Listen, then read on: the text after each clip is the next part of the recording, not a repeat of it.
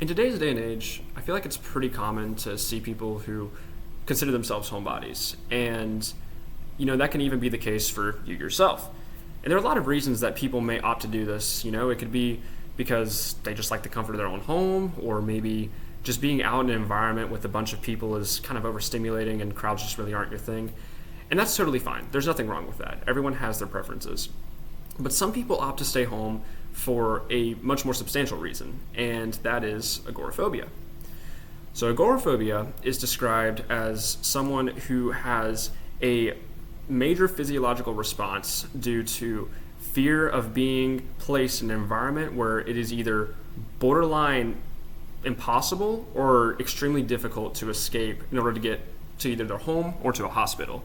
And while this does sound like a very specific issue, it's actually very closely intertwined with panic disorders. In fact, the symptoms are very, very similar.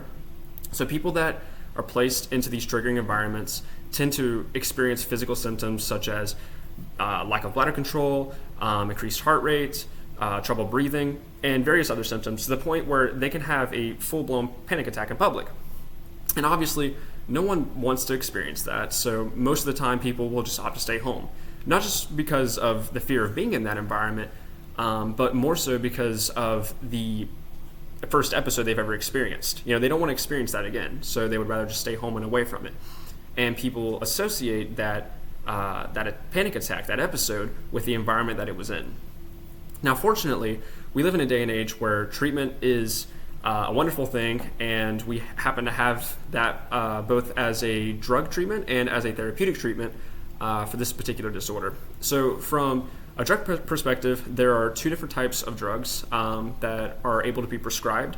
There are benzodiazepines, which are a pretty strong substance. It's actually found in Xanax and a few other suppressive substances. And basically what it does is it kind of like suppresses a lot of things in general, including cognitive and physical function, but it's used to kind of like suppress those aggressive emotions, so you're able to do like your day-to-day tasks without like an overwhelming feeling of fear or panic or whatever that may be.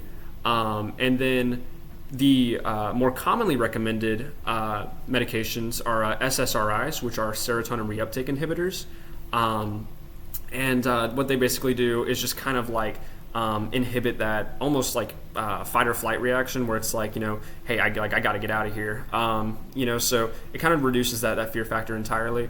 So benzodiazepines are a little stronger. In fact, they're the most common drug in practice because they are extremely effective and they do work very quickly. However, the drawback to them being that they can become pretty addictive, both physically and psychologically. And so if you take the client off of that substance, there's like a 90% chance of relapse. In addition to that, as aforementioned, it does kind of act as a physical and cognitive suppressor. So it can make it harder to do things like, drive, walk, study. You shouldn't be driving while you're on Xanax. It's probably not a good idea. And with SSRIs, the main drawback to them being that they are linked with sexual dysfunction, which can cause a lot of relational issues.